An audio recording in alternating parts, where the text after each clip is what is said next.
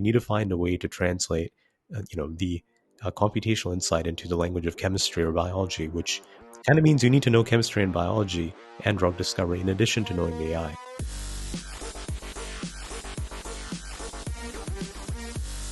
All right, everyone. I am here with Bharat Ramsunder.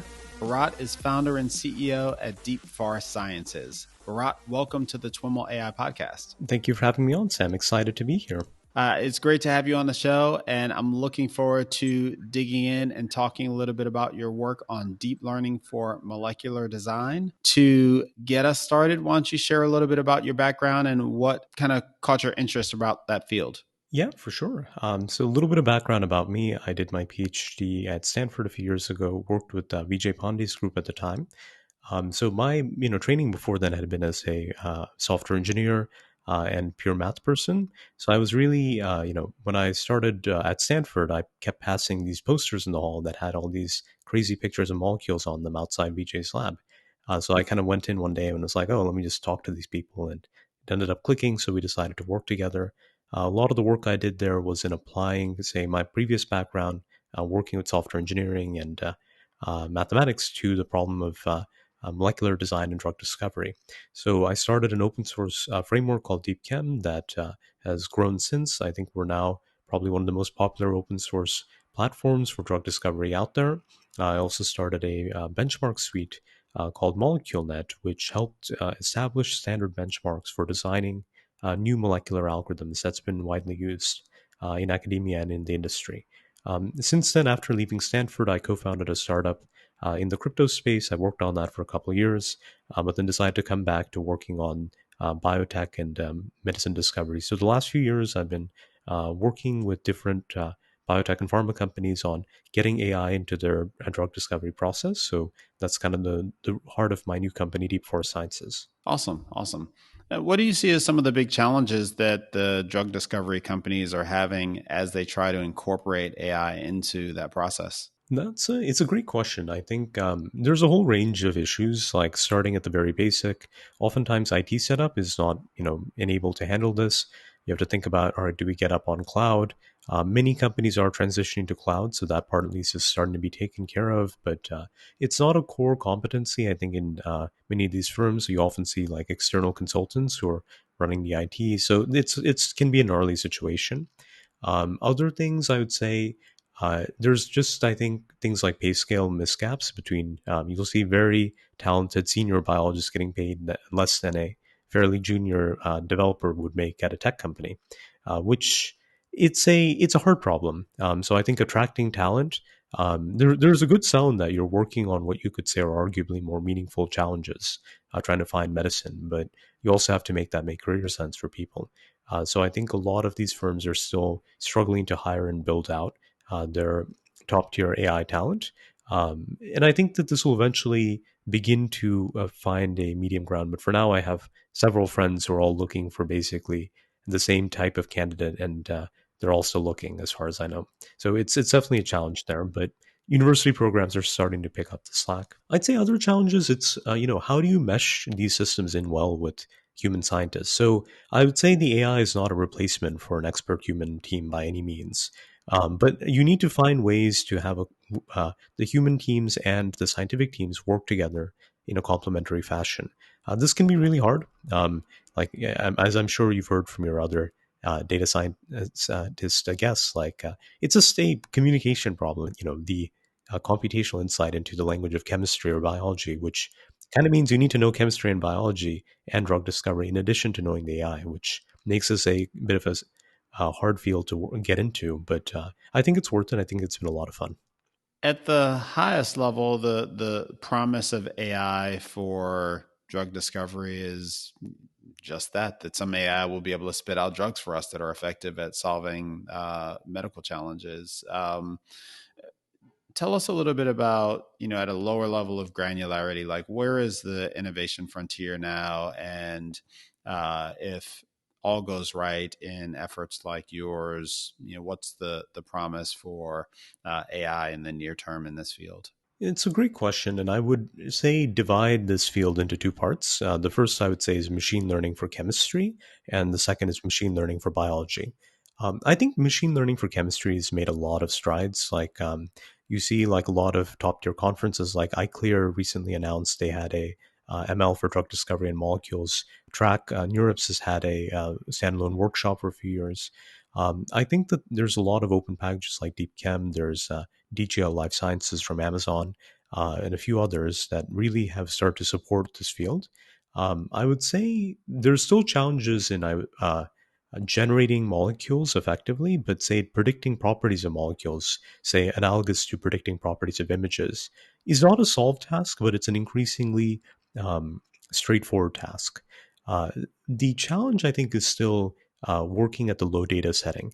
So, unlike other parts of the tech industry, you can't have human annotators create data. You need to have some type of experimental output actually coming from either a trained lab tech or a robot that's been very properly configured.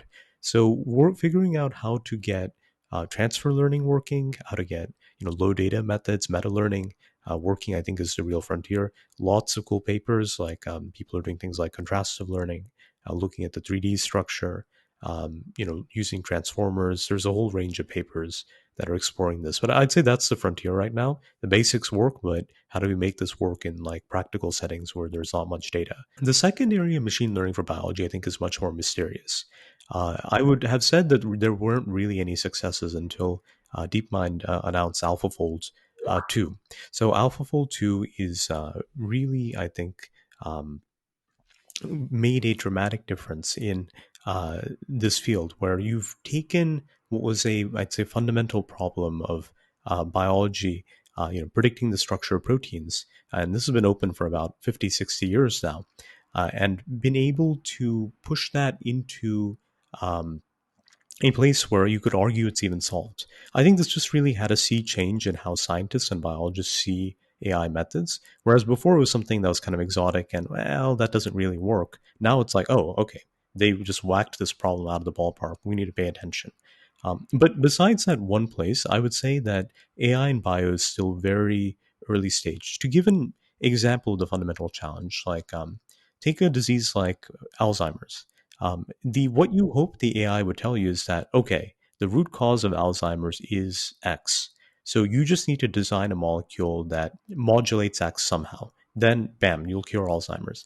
We wish we knew that, but then we see all these failed clinical trials for Alzheimer's because that's an extraordinarily difficult problem. You're trying to untangle, the history of evolution itself in the human body. So it's going very deep to the heart of medicine, I would say, and that's beyond today's AI. I think the best we can hope is to create better tools that make our best doctors and biologists more capable of handling these problems. So I'd say ML for chemistry, much further along, closer to where, say, things like images are. ML for biology, fundamental science. I think it's a open field and just beginning to be explored. Got it. Got it. Tell us about the origins of DeepChem. Yeah, absolutely. So back during my PhD, I was fortunate enough to do an internship with the Google Accelerated Sciences team at Google. So we used a early version of their internal AI system called Disbelief. This is a pre-TensorFlow system. And we built, I think, a really cool model. It explored, say, large-scale training on a bunch of data we gathered to do a multitask deep learning system. This worked pretty well, and I was really excited. We got a paper out. We had it written up in the Google blog. A lot of people are excited. But as with all good things, the internship ended. I came back to grad school. And it's like, oh, well, whoops, I don't have my core research discovery to work with. So at the time, Keras and Theano just really started to come online. So hacked together a few scripts to try to replicate the original paper. Got most of the way and wanted to share it with some friends. We just put it up on. I just put it up on GitHub. And from there, it's sort of grown organically. So we attracted a few talented early contributors. We made the licensing permissive, MIT, rather than a more restrictive license. So we had some early corporate contributors come in, really help out. A number of grad students put projects and papers into there. We're also, I think, fortunate enough to be able to participate in Google Summer of Code through the Open Chemistry, collaboration. We've been participating in Google Summer of Code, I think, for 3 years now, had a number of excellent students. One of the big things that we've done is, That program allows students to come work on your open source project. yes, that's correct. And Google will pay them for their time, which I think is just a tremendous advance. You see all these kids who couldn't otherwise like participating in open source. One of the nice things we've grown is really a community of you know uh, teaching and documentation. So we have about 30 tutorials really laying out the basics of the science. Also, on the way, we ended up writing a book with O'Reilly, Deep Learning for the Life Sciences, which introduces a lot of the techniques in this field and how to use deep chem with them. So I think we've tried to put a lot of effort into growing a friendly, collaborative, open community. And I think that's really drawn people to work with us. A lot of the people who do AI in this industry, they often get, I think, their first taste of AI in this field through Deep Chem. So I think that's something we want to do more of. So we continue working on it. We just had a new release come out last week. We had 29 contributors on this release, so we've got I think, a vibrant open source community that's working to really build out better tools. And what are the specific problems that DeepChem solves for practitioners working in the field? So I think one of the big things that DeepChem does is we effectively serve as a model zoo slash repository. So we take a lot of these models that come out in the literature. Academics do great work. They invent a new technique. They put it up on GitHub. It's pretty clean code, but you're not incentivized really to go further beyond that. That's sort of where we come in. We say, okay, well, we need unit tests. We need to stabilize this. We need to make sure that this can be maintained. So we wire it into our CI system. We get tests put up, we get type checks, we get everything linted. And at the end, we have a stable implementation of the model, and we have an extensive CI that tests, Windows, Mac, Linux. There's about 600, 700 unit tests, a lot of testing on machine learning, how to stabilize machine learning methods. So we have a robust production grade implementation that can then be used by downstream industry and also academic practitioners. So we see ourselves as picking up from where academia often leaves off. We do have a number of students also interested in designing new models of their own. So we do have research collaborations with academics, but I think our mission really is serve as a high quality repository of good models and techniques. And what are some of the most popular models today on DeepChem? I would say the most popular historically has been the graph convolutional network. So we had, I think, one of the first quality implementations of a graph convolutional network for molecules. This was before PyTorch Geometric and DGL. In the last few years, we've increasingly shifted to using DGL and PyTorch Geometric to underpin our graph convolutions. So we have an extensive collection still, but a lot of them are, say, wrappers or extensions around these other frameworks. More recently, I think we've been expanding into we have a number of new models, say, at the frontier in material science. People there are just really beginning to embrace the deep learning mindset. So some newer models there. I was just talking to a student this morning who's adding a graph convolutional variant for predicting material structure this morning. Another frontier, I think, is actually solving partial differential equations. So the PDEs, as they're called, are just critical in many fields of engineering and physics. It lets you solve these complicated systems. So we had a very talented Google Summer of Code student this summer add in a first deep learning PDE solver. It's called the Physics Inspired Neural Network. It's still very alpha. I think the API needs a lot of work, but it's a great proof of concept.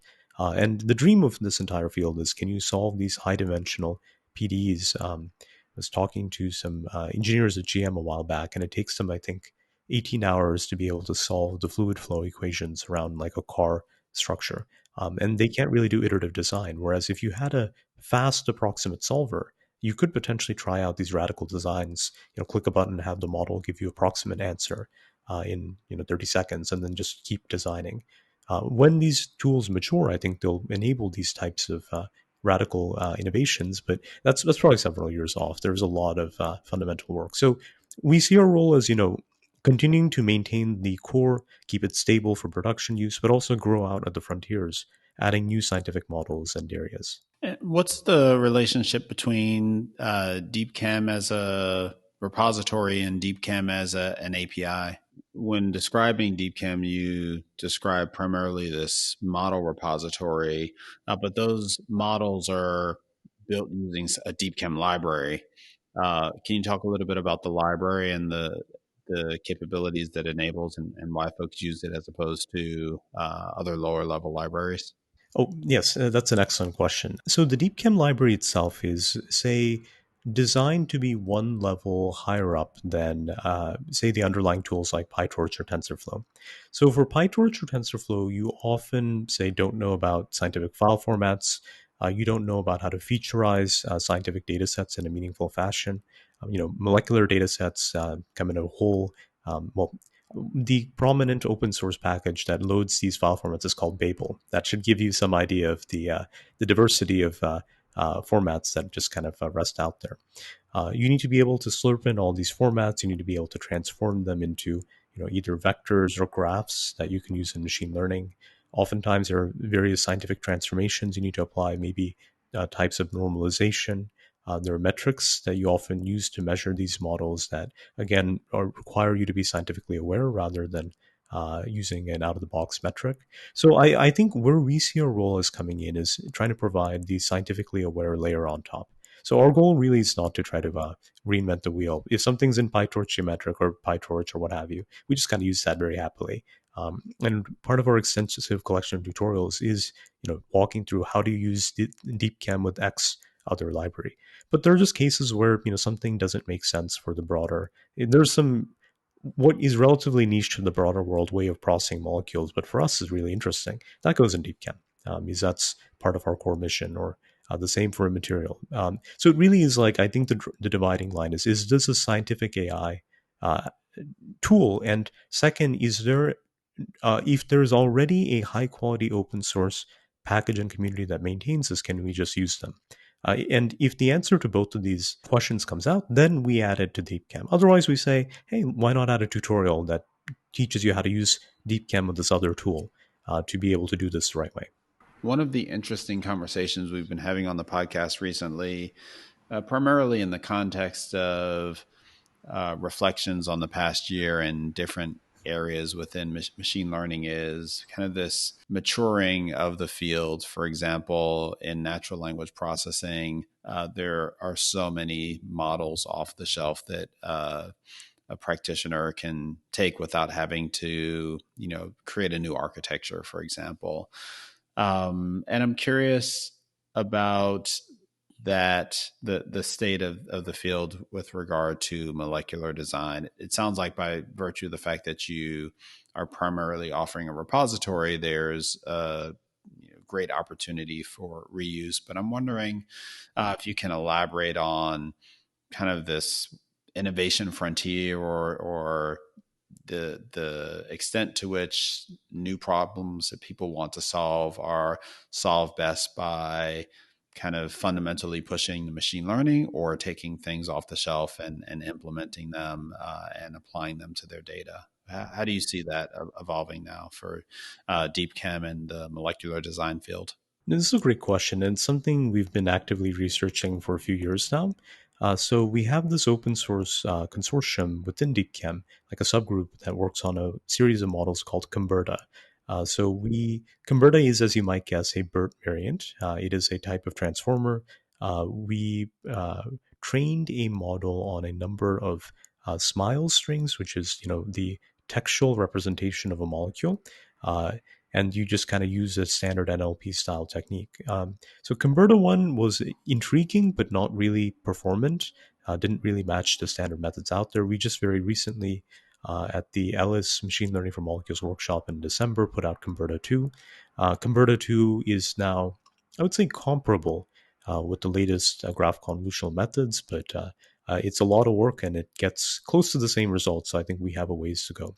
So all the Converter models, we've actually put them up on the Hugging Face model hub, so you can download those. I think they've been used by actually a pretty large community of people. This is all in the DeepChem org within Hugging Face. So we do think this is an area where there's going to be major growth. So far, what I would say is that we are less mature than, say, for natural language processing. Things don't work out of the box. Uh, we hope that when we knock on wood get Converter 3 out there, maybe that'll take one more step towards making this a general purpose technology. But as of now, I think it's a cool research direction. We spend a lot of time thinking about it. We have a very nice team with kind of researchers who work with DeepChem, and also Reverie Labs and UC Berkeley and a couple other places who've been partnering with us. But for now, we hope to see the Hugging Face style off the shelf models, but we've not yet gotten that to work where we're able to recommend that. Whereas the graph convolutional methods are always in this field, the random forest, just sometimes you pull it off, it just works great. Uh, I think we'll get there a few more years.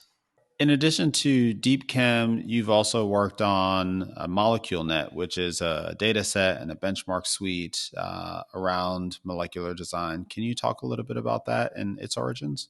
Yep, for sure. So, going back to when we started this Deep Chem project, we put kind of these methods out there, and there are a bunch of new methods starting to come online. And the question naturally was, how do we compare these methods against each other? So, for a long time, I'd been, inspired really by ImageNet. So, I was at Stanford at the time. I kind of joined right as the ImageNet paper came out, and I could just see the transformative impact it had on uh, image processing algorithms. So I'd had this vision of, let's try to do something similar for molecules, and DeepChem provided a platform. So I partnered with a kind of very talented other student, Michael. He and I put together the kind of core of MoleculeNet. So we implemented about say 15 algorithms in DeepChem that were prominent in the community at the time. We had about 15 data sets. We ran that matrix roughly of a lot of experiments right there. We burned up some of the clusters for a while. And yeah, we tried to put out, I think, quality benchmarks, and we had recommendations on how do you do a train valid test split that's chemically aware. And I think it's seen a lot of uptake by the community. I'd say it's also, it's been a few years, like four years at this point, I think, since we put out the paper. So starting to show its age a little bit. There's a couple of really cool projects. There's a therapeutic data commons now that MIT has just put out that extends MoleculeNet with a number of um, new data sets that they've gathered and curated. We are working to extend MoleculeNet ourselves. We have a successor project that's slowly winding its way out the door that, well, knock on wood, maybe this year we'll get out the door if we're lucky. But we have integrated MoleculeNet from the earliest days into DeepChem. So the way a lot of people get access to the data set, they do, import DeepChem and the DeepChem.moleculenet.load X, where X is whatever data set. This is kind of modeled on the scikit-learn integrated data sets.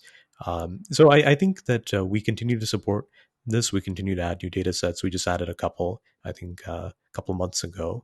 But it's again, it's a long-term effort to try to build out a critical mass of data that can further the science here. Can you talk a little bit more about developing what you described as a chemistry aware validation process?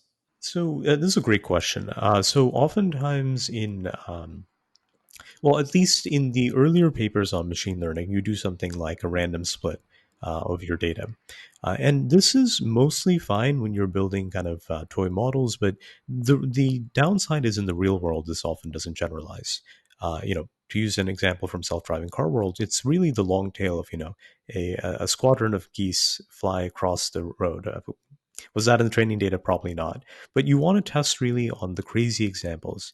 It's something similar in molecules. You're most interested in predicting the structure of molecules that you haven't seen.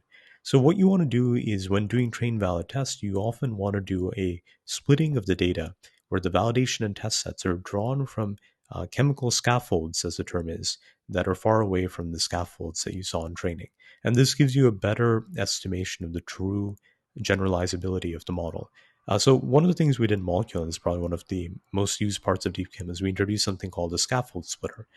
This wrapped the an existing algorithm by Bemis and Mirko, and that was in the RDKit library. Put it in a nice, usable format for people.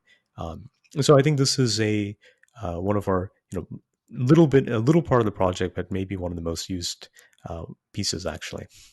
Mm-hmm. So there was an existing library that allowed you to compare the scaffolds for different molecules, and you were able to use that as part of creating test train splits. Yep. And I think I would definitely give a shout out to RDKit, which I think is probably the foundational open project in chemoinformatics. So they kind of established the machinery that made it possible for us to build on them. They're uh, probably one of the most important scientific projects that you may or may not have heard of. So they're a really cool project. Recommend checking them out. Nice, nice. As deep learning is maturing, a few years ago, a lot of scientific papers were, hey, I heard about this machine learning thing. I'm going to throw it at my problem and see what happens. You know, the field has been maturing quite a bit. And we've got libraries like yours that are able to aid researchers and practitioners. I'm wondering if you can talk a little bit about broadly how you see machine learning and the traditional sciences and what you see the future is there. How does it evolve? I would say that probably the biggest shift is going to be that most scientists will probably want to do some machine learning coursework as part of their core training. So I think as these tools become more and more established, it'll be just a core part of the scientific toolkit that new scientists have to learn. I'd say increasingly what I see now is that there's a lot more creativity in terms of like, okay, we've got the basics down, so the paper isn't just take off the shelf thing and apply it here and see what happens, which is a lot of fun. I think you could sometimes get some real surprises that way. But now the basics, people have written about it. So what do you do that's creative? So I think at times you actually see these very innovative applications. Um, I would say that one of the areas I'm most interested in right now as a researcher is the application of deep learning to solving partial differential equations. And these are, foundational mathematical tools. I think from the 1800s or even earlier, you could argue. But the challenge has been we've always only really been able to solve them in relatively restricted cases. Like in the, I believe, 70s, there are these class of algorithms called finite element methods that this is what really underpins, I think, a lot of CAD and other modeling tools and really pushed the field forward. But we might now be seeing the second revolution where through these deep learning methods. And the big shift, I think, is that these earlier classes of techniques, you often had to put down what's called a mesh.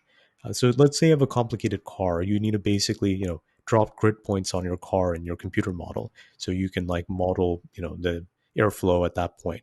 Whereas with the deep net, you can now do what's called a mesh free method. You can just say, oh, well, I'm not going to worry about that. I'll just have my deep net approximate it all. Give me your data. Now, there's still a lot of caveats here. I think this is a new technique.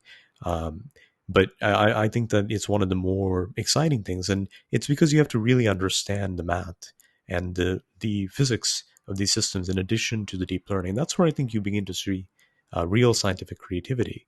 Um, I think so. I think there's like, a long tail of like really cool innovations, but it requires people who understand both sides.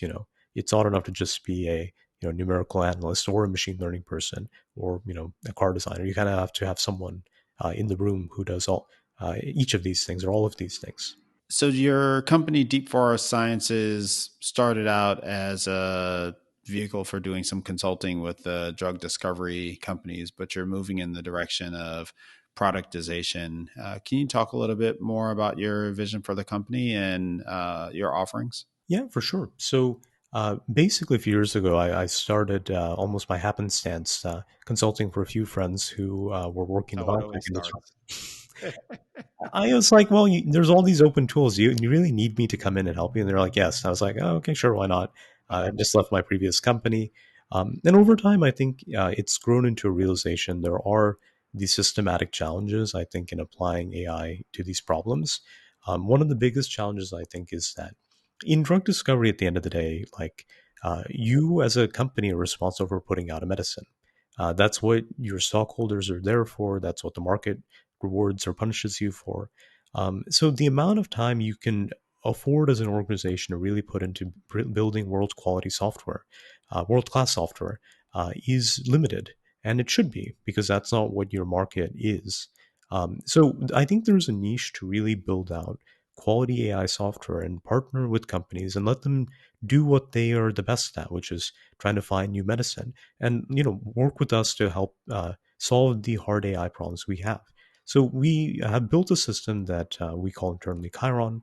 It builds on DeepChem, and we continue to support and help grow the DeepChem community. But we've also, I think, made some extensions to it that I think make it more useful for our partners. And we're able to take this technology and work with a drug discovery company who's, say, got a therapeutic hypothesis they're really passionate about. But maybe they don't really have the expertise in house to really throw the kitchen sink at it and figure out what all these AI techniques can do. There's just a dizzying area of things you can do these days, especially as the field has grown. And that's where we come in. Like we have kind of the extensive capabilities of DeepChem. We have Chiron built on top of that. We work with many different companies at this point. We bring that expertise so you can focus on the biology, the hard problems of human medicine discovery, and we can focus on the AI and we can help you get where you need to be. So that's the vision of the company in a nutshell. Well, I wish you the best of luck with the company, and thanks so much for taking the time to share a little bit about what you've been up to. Anytime. It was my pleasure and I had a lot of fun.